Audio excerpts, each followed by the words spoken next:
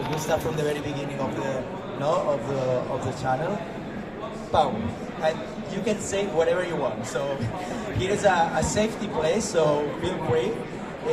From your perspective as an entrepreneur, as a CEO of a startup, which are the process is difficult, we know it, but which are the main challenges, the most important difficulties, those ways in when you think, oh, this should be easier, better, and more agile, for you, and just introduce, your process, which are the barriers that you have found during your career, as a CEO of new things, and those that you consider that we should focus more, especially to make it easier and more efficient. No, thank you very much. I mean, this is a very complex matter and has very different angles. So let me describe you the different stages of the challenges we face, and let me point out what is the most critical for me. So when you start as an entrepreneur, either if you're a physician, you're an engineer, you don't know the process. So you don't know where you need to go to get access to data, to build a company, to work on the regulatory pathway, to work on the go-to-market. That's the first challenge that you face. And there's a lot of people that come to me and say, where do I start from? And what do I do? And what's the path? And that's the first challenge. The second challenge that you have is to validate this first prototype, right? You need to engage with the key opinion leaders, you need to get access to the data, which obviously needs to be secured, identified, and you need to go through all the process, which is challenging. And once you generate your first prototype and this works, you need to figure out all the regulatory process. And in our case, in AI, it's certainly very complex. Not even the notified bodies are used to regulating this product, so you need to navigate all these aspects. However, all these stages can be fairly done with a certain budget. The challenge that we have mostly is the adoption of this technology. And in the US, it's much more structured, and we can discuss a bit more, in the way that there is a very clear reimbursement pathway, you generate very obvious value, there is one person you need to speak to, and you know what you need to do. So as an entrepreneur, you just need to focus on building the best product in the world, and then naturally it's adopted. Unfortunately, what I see in Europe overall, not specifically in Catalonia, is that there is a lot of people that want to help, that want to contribute, but they're not streamlined in a way that we can access to this. And unfortunately, this leads to many of companies such as ours to target the US to be able to scale as a company. And even if we have investment from the European Commission, from different investors, we need to target that market, prove it there to be able to come back. And that's a shame, because we collaborate with the hospital clinic, super supportive, we're doing a lot of things, but we need to streamline the adoption, and we can discuss this a bit more, but that's the idea overall. Thank you, Pau. We also learned about what we are trying to improve in Catalonia, and not only together with AQuAS, and Laura has been involved here, but now I want you to focus on what you are doing at the hospital and what you are leading from the perspective of the hospital as head of this assessment unit. So, as a hospital, which are the current barriers that you find, and the difficulties not only for the validation, but also to identify those innovations that is good for the hospital, and also the problems that you find to introduce and adopt this innovation. So focus on this small place from a big hospital like clinic, and then we will talk about more from a global perspective. So please. Well, first of all, we have to think that the hospital, any hospital in Catalonia, do not live in a vacuum. It is part of a healthcare system, so this is very important to just understand now.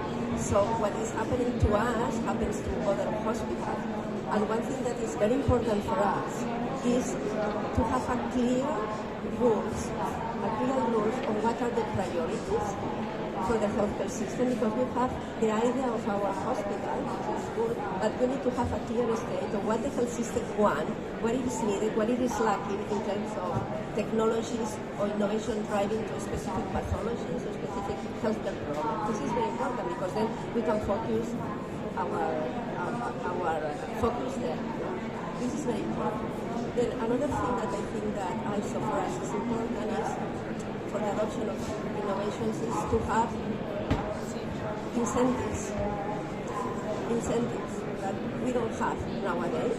So we are hospitals very innovative, clinical owners, but we feel that we are not incentivized, first of all, to promote efficiencies that can help us to introduce innovative technologies. Because we all know we are in a national health system, we have a budget, we cannot stretch this budget, so we need to find ways to fund these new technologies, and the best way to do it is to be more efficient, to produce process of care in a more efficient way that we have some space or room to buy very innovative technology. But we are penalized, sorry to say that, we are penalized the good guy.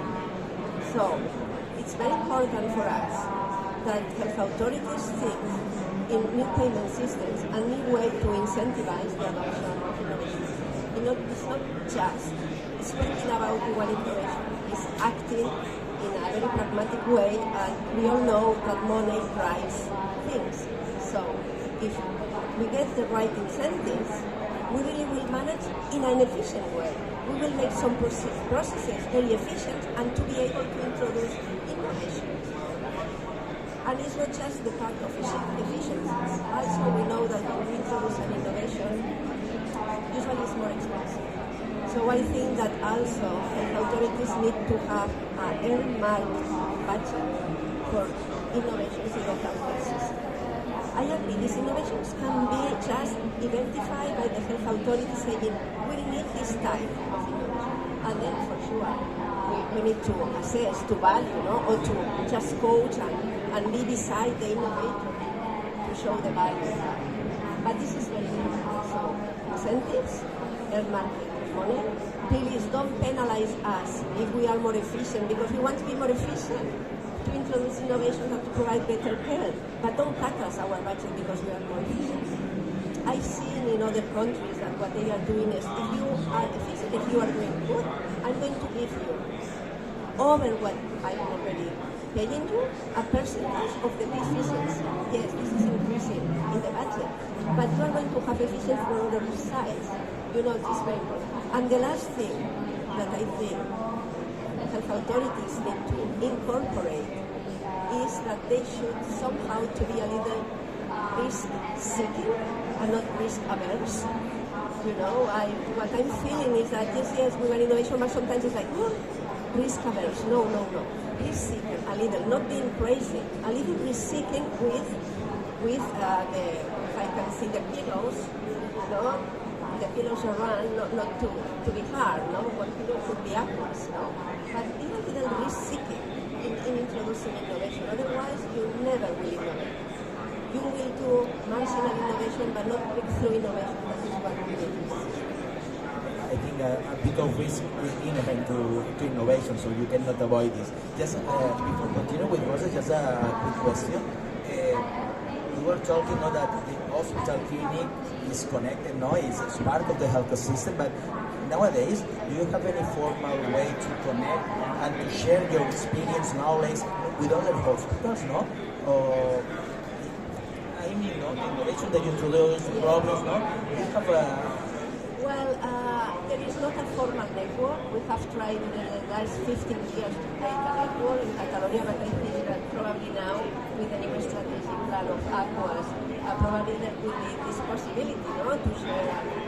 And so, yes, informally. I've been approached by colleagues from other hospitals asking, not just from Catalonia, from outside, from the world, from Singapore, from France, from Italy, about innovative technologies that want to enter to different hospitals, and they ask, what do you have done, how do you approach, how do you assess it, what are your results, and so on. But this is informal, it's not a formal one. But I think that probably now we will be able to do something. Thank you, Laura.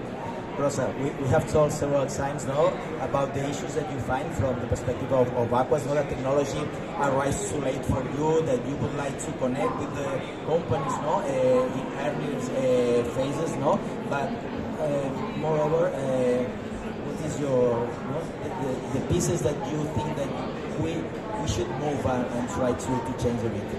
We agree. We are doing this classical approach of HTA once the technology is mature enough to be introduced in the national health system. But first I want to just to clarify, when you want to be reimbursed or when you want your technology being installed, you have to think about who is the person or who is the system that you want to be immersed. Because you can start with the hospitals if this technology is not mature enough, and to start to provide this evidence, and then to scale up to the regional health system, and then to scale up to the more conservative national health system.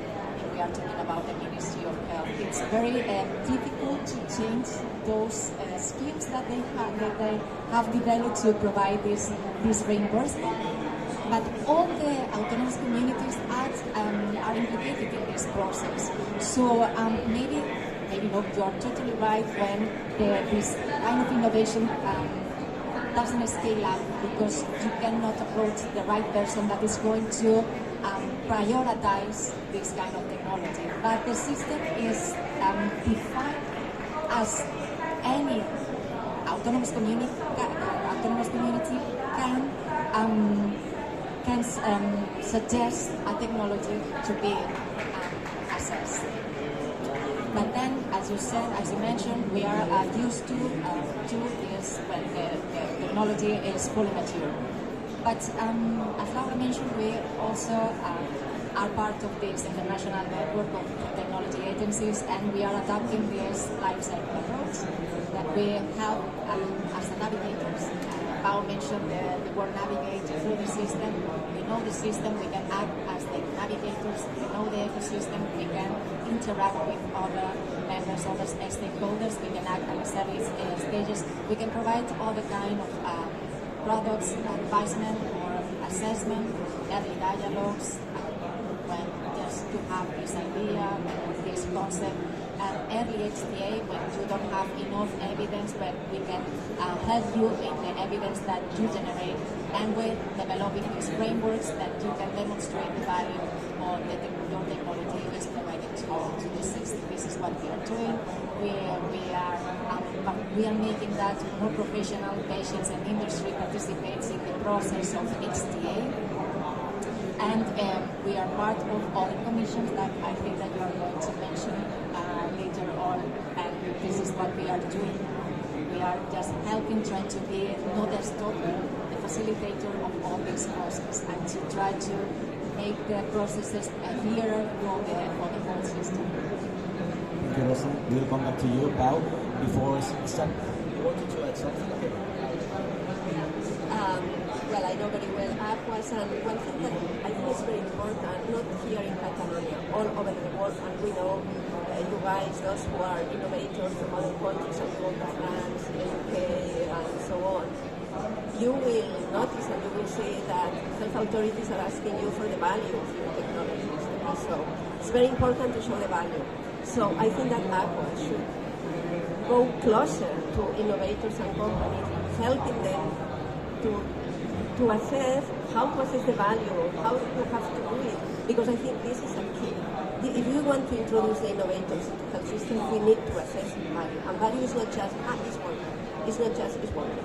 It's more than that. So I think the role of HTA agencies, and now that they are also more mature, and they are incorporating other mandates in their pipeline, if I may say. So I think it's a value that the innovators should explore.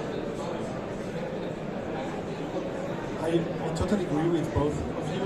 The importance, we build technology not for the sake of technology. We need to bring value. Let me put you an example of what we're living as a company and what's the if we're able to save 30 minutes in a patient with stroke to be treated, we can save somebody to be disabled forever, to be able to walk, to talk for the rest of his life. And this has a huge economic cost for the healthcare system. So what we've done is a software that with a basic CT scan can assess that and reduce time. We've obtained the CE mark, we've validated in reputed hospitals here in Catalonia and across the world. And the problem that we face now is that we say, how can we enable every single hospital in Catalonia to be able to connect and have access to that? And not particularly my company, any other company. It's not that I'm trying to convince of mine, but we don't know. Because you speak with a part of the government and they tell you to speak with somebody else, then you go to somewhere else, and there is a frustration by the hospital that wants to adopt the technology, and you don't have a pathway, not even in your region, so it's not even able to scale at any level. So the most frustrating part is that everybody wants to help. So the government wants to help, the institutions want to help, the entrepreneurs want to be part of it, but we simply can't. From my perspective, this is a matter of leadership from the government to say, as Laura was saying, let's allocate a budget. We want to be innovative, we need to allocate a budget. The budget is to assess the technologies, and it doesn't need to be strong. I mean, if you decide others, I'm happy to contribute and help. And not even my company. So they need to decide which are the priorities for the government. A, B, C. Which is the budget, which is the process. And with this clear, every single company in the world will come to Catalonia to validate and to do that process. And this does not require Madrid, does not require the European Commission, and it doesn't need even to be a huge budget. It can be a very small budget, but enough to prove the model. If we as a society and we're not able to do that, we will be absolutely out of the game. And companies such as ours will need to go to the US or the rest of the world. Hospitals won't be able to acquire this technology, and unfortunately, technology that is grown in our cities will not be implemented for our citizens. Totally agree that we need this leadership because as part of, Laura mentioned that other agencies or other hospitals approach to clinic, and we also approach to other countries that has the agencies with programs with conditional introduction of this kind of technologies, conditional reimbursement. We have plenty of examples how to do that, and we are fully agree that we need this kind of leadership and these clear rules for everyone, because we have to clarify this transparency for everyone, because all the things that we publish are available for all the people that can have interest on that, but totally agree that we need this leadership and this back for the government of Catalonia to say, okay, we are going to invest on that kind of technology through this kind of program or through this kind of courses. And it's something that everyone is asking for, so I bring now the word to you. No, please continue, because before sharing with all of you, with the audience, which is the Catalan approach that we are trying to build in this case of Audi, we will say that are different models that we can try to copy some things. You said before that for the validation it's easier to go to USA, than here in Europe. Before talking about the Catalan approach, which are the main things that we can learn about other ecosystems, other regions in Spain, other countries in Europe, other countries, US, or that you think that we could try to bring here, and just copy and paste, something like this, which are the copy and paste, okay, never. Just to learn, okay. Just to learn on those approaches that some other people are trying to improve, and you can take some pieces of different places and bring them to Catalonia. Which is your experience?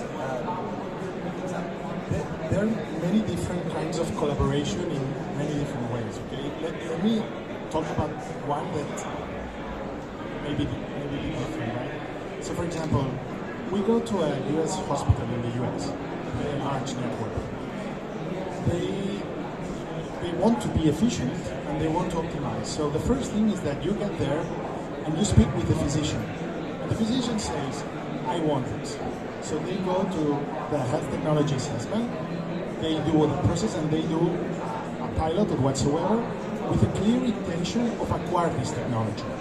It's not the pilot for the sake of the pilot, it's a matter of doing it. But then comes another important part, that is, this group of hospitals can invest in this technology and scale this technology in the US.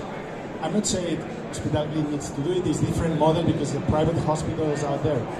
But something that the European Commission is doing and the Spanish government will now do is to co-invest with private investors to deploy these technologies. So what is important is we validate this technology, we invest in this technology to increase the efficiencies, because this way we align the incentives. We are entrepreneurs, we want to be successful, but we want to that everybody benefits of this technology. So in which way we can streamline the support of the investment community through the governments, through the institutions, and be more active. This is a very advanced way of development. We shouldn't start by this, but be aware of this. We want to collaborate. We all want to collaborate, but we need to find a way that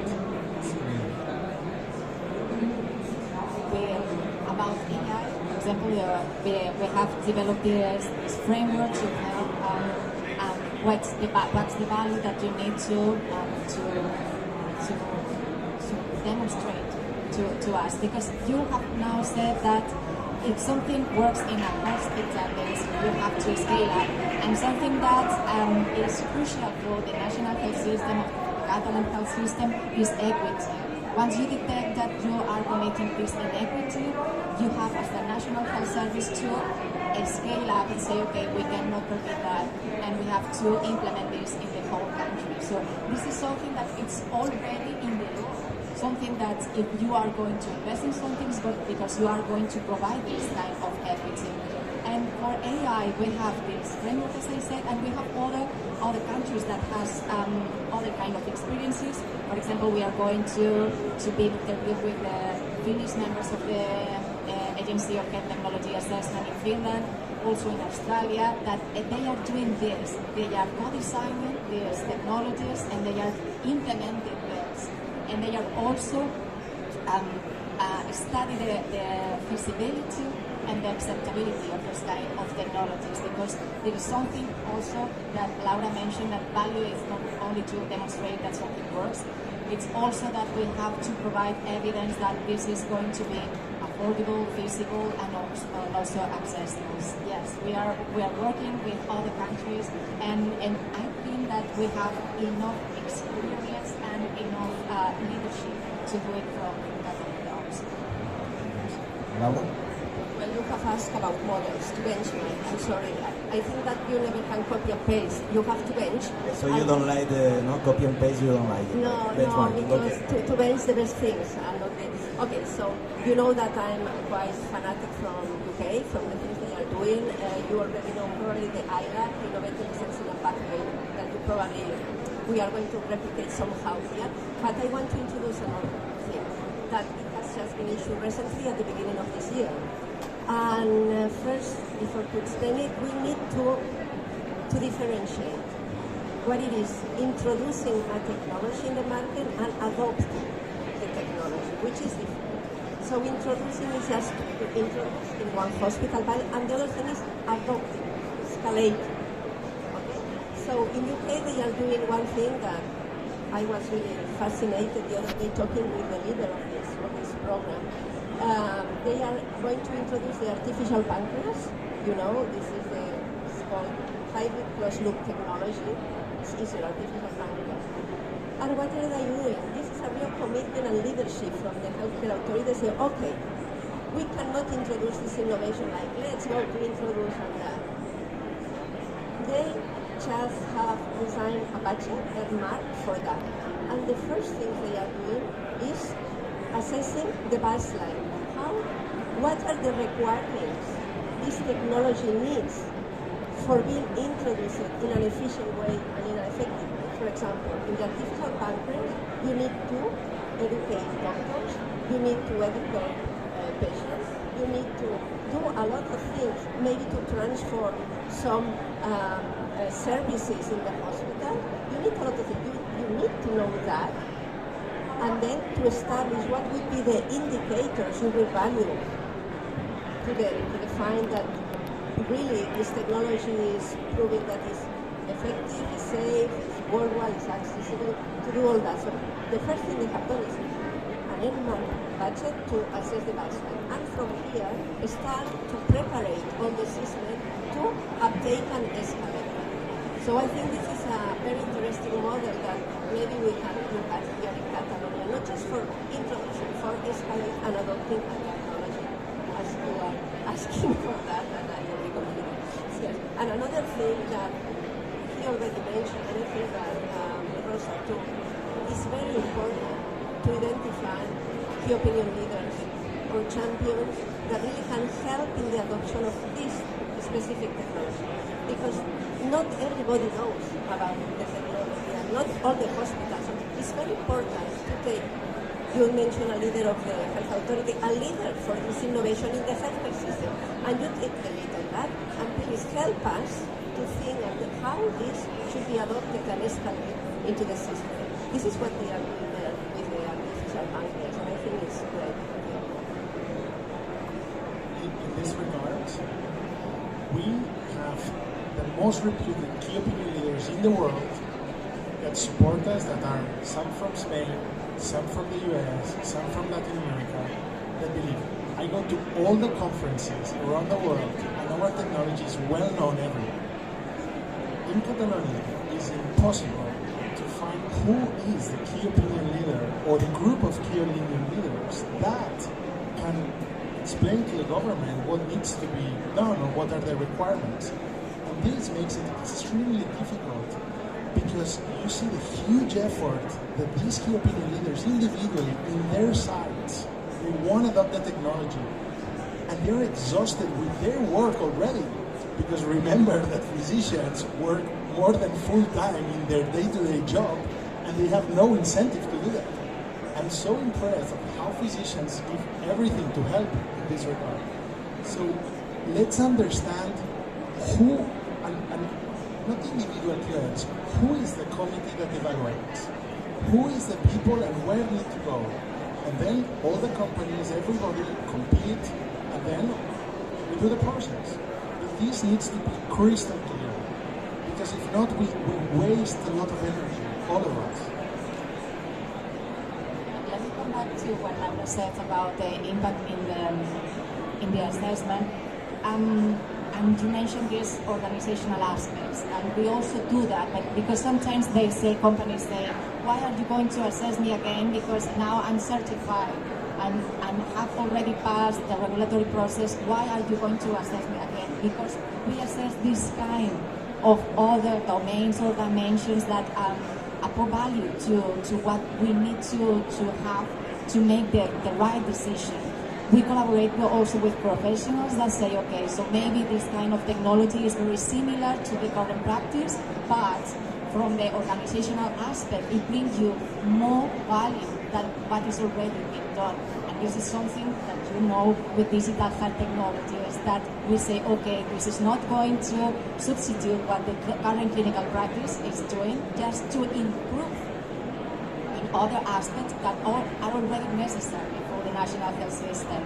And we are very prone on that say, okay, we don't need to demonstrate, of course, that if this is effective or not, but we have to demonstrate all the kind of domains that have support value for their decision making. Yeah, totally agree with what you say, Pau, and we'll speak about it. Thank you. We'll start now just to talk about what we are trying to do different now from Catalonia. It was 1 year and a half ago that the government of Catalonia gave the mandate to BioCAT to coordinate this adoption program now, and we have been working together with AQuAS now, also with Laura and other key agents now in the ecosystem. It was presented, this program, just 4 months ago, and just the main actions that we approve is, there are some things now that we have been discussing here, because we know the things, as Pau said, all of us want to make this better and easier, so it should be easy, because all of us are agree about this. But the main actions are to have a unique register of the innovation, not only for those that are creating the innovation, but also for the healthcare system, just to find innovation, which is in the phase that they are, the maturity of these projects. Also to identify clearly which are the persons, the instruments, or the tools that we need, that the companies can find, which are the people, the doors that you should go to us, no, for getting going faster. The other way is to create like a network of different evaluation units. No? As we said before, how we can connect the different hospitals, the results of these evaluations, no? How to share this knowledge under the umbrella, no, of a governmental agency such as AQuAS. But also, and finally, I think that is really important, is to really know the priorities of the system. As you said, I think that you would be happier if one of the priorities is solved, okay? But we need to know it, no? Because when you are innovating, you would need to know what the system needs, how can you give a better solution for the needs of the system, and how to make a better approach to go there, and also to introduce these incentives, no, for the physicians or the people that are working in the healthcare system. Because as you say, we need these key opinion leaders, but we also need that these people can spend part of the time to improve the innovation. No? They have a lot of work. They are working full time in the part of the assistants. So we're trying to make this approach. We are just starting, but Rosa and Laura have been working together with BioCAT and a lot of more people. But I want to open now. Are you optimistic about this?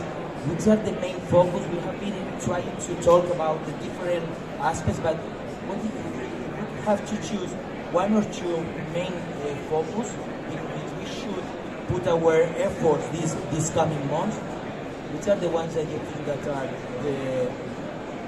the most important ones? We're talking about budget, okay? Because finally we always talk about money, but I think that are other things more than money. I don't say that this is not important, because for sure it is, but which are the focus? If you can ask BioCAT, okay, what you should do these coming months, please let me know. The short answer will be to clarify this pathway and see how to articulate the adoption of the technology. This is the main thing. But I would like, if I may, something I'd like to say is that the entrepreneurship process is very complex. It's very tough. However, we love it, we enjoy it, we suffer it every day, but being able to work with you guys, with everybody, is something very exciting for us. We will not surrender. We will do it every single day until we succeed. So we will help anybody that needs help, other entrepreneurs, the system. So you have our support. We are critical with the things that we see that need to be improved or maybe improved, but we're here to help, to make a better society, and hopefully to deploy our technology worldwide. So count on us if we can help, and I'm sure that we will get there. I think it's very clear that we are asking for is to streamline all this process that you mentioned, Robert. So we have to, so we have identified the key leadership, okay. So we have identified who is going to do that, okay, but we have to streamline this, okay, because it's not about only people, it's to say, okay, so this is mandatory to do this that way, and this is something that comes from the government perspective. So we need to ask through the government to say, okay, so this institution, this commission, this process is going to rest here. We are not going to change this as long as politicians are changing. So it's something that we need just to not to only clarify, but to persist on that. So the endurance of this kind of process is what we are asking for. I think that Paul said before, because all of us can make the things better, but we need this leadership, not from a top position, no? Because the others, we can try to make the things that not improve them, but if we don't have it, it's more difficult. It's true, leadership is important, but leadership is all of us.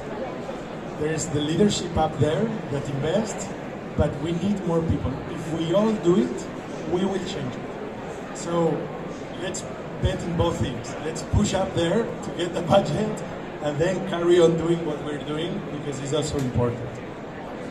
In the force of the people, yeah. Well, I think collaborating and know very well what you have done. I like it because it's quite similar to the I Life, the innovation. I think that still for me, it's not clear the starting point, what are the priorities. So this is very important to focus on the priorities.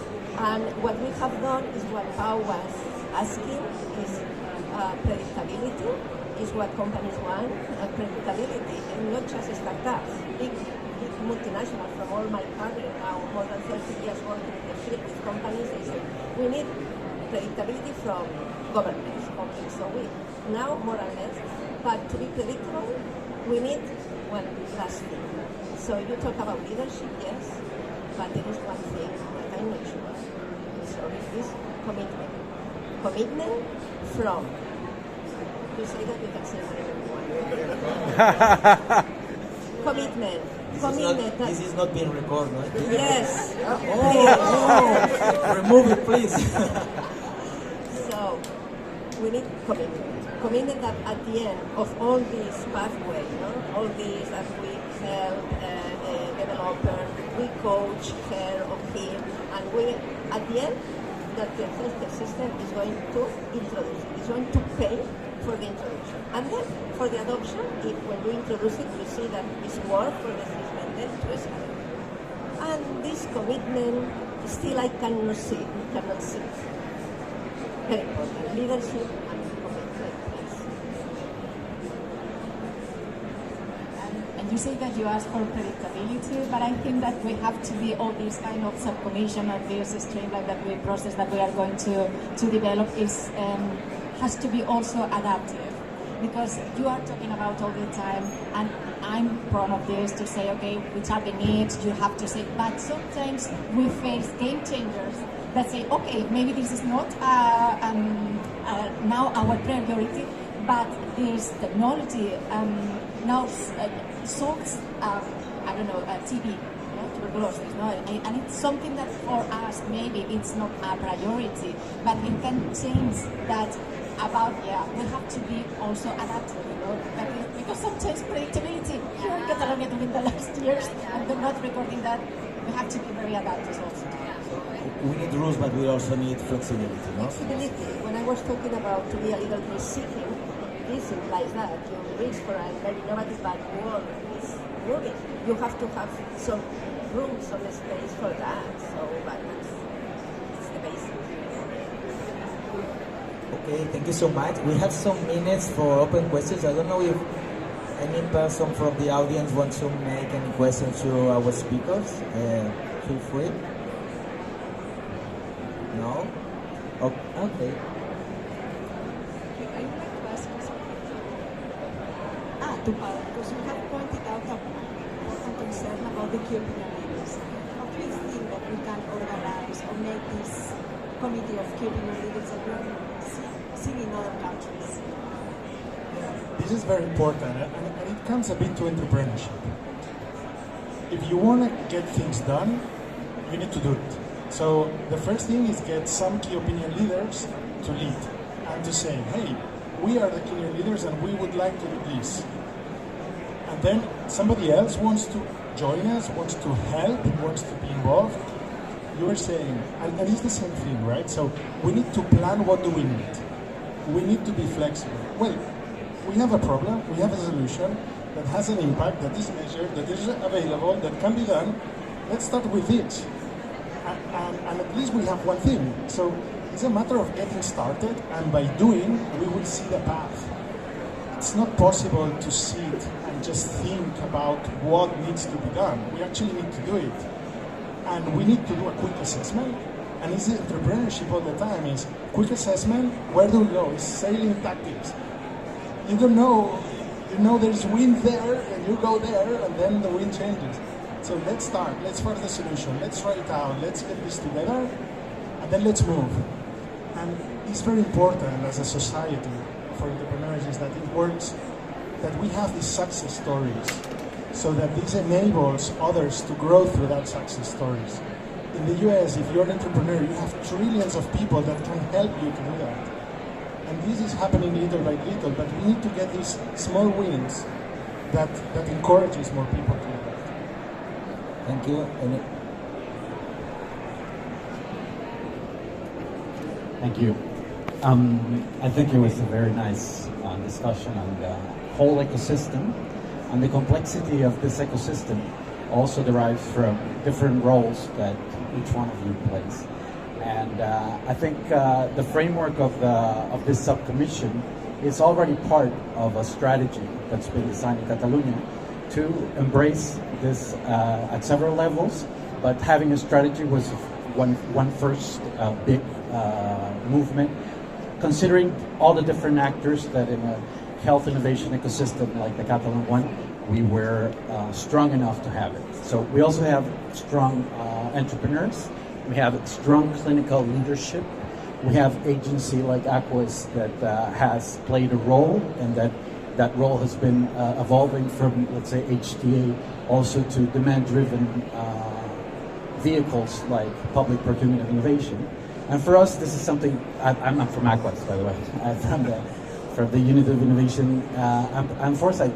And for us, this is something that is key because we're trying to also train the health system professionals on this level of engagement that we need to train, and we need to provide elements to align those needs, not just to the, let's say, technology push. Let's say there's two forces. There's technology push and there's technology pull. So we think that it's very important also to embrace the need for the technology pool to be assessed and to be nurtured, so that more professionals, those key opinion leaders that you're suggesting, work collaboratively, not just for their own unit, for their own hospital, for a systemic perspective of what is truly that unmet need that we need to think about with a broader perspective. And I think from the entrepreneurial perspective, what we think it's important is that you help out also on the business case element. So the decision making that needs to be taken from different perspectives of the demand, and everything you can do to help them sort of identify this value because you provide it through the evidence you generate at different levels. If you help on that business case, let's say, definition, then we would get closer to the debate that the payer needs to have in terms of how do we go from the status quo of a budget-driven model, which goes year by year, as you know, to a multi-level, let's say, multi-period change, transformational, that happens over time, that could fund this prioritized needs that the system acknowledges, works together, and we're working to get in touch of those two forces, the pull and the push, so that you meet the possibility of, let's say, competing for that. And new models of public procurement of innovation could also provide that. We're on training, let's say, of doing this. AQuAS has been on that role since that came out in 2014, and we've been evolving the way we do it, the methodologies we use, but also embracing what are the next steps on the scale up towards the market that could suffice or help those competitive value-based procurement to happen. We have the business case, we have the technology, we simply don't know who to speak to. Okay, last 30 seconds for each one if you want to add something before we finish the one. I think that we are working on the right direction. I think that having this kind of spaces to discuss and to get and to know each other is very helpful when defining this kind of streamline and subcommission that we want to do it. And I think that we won't fail. Okay. I think clear rules, leadership, clear commitment, and incentives for hospitals and for innovators. How? Let's be optimistic. I think that we will get there. Let's work together. Let's keep on pushing. and things will happen eventually. So thanks everyone for being here and also listening to us. I will finish with a couple of sentences from our not only entrepreneur but also philosopher, Paul Rodriguez. Leadership is all of us, and we shall never surrender. So thank you so much, and see you later.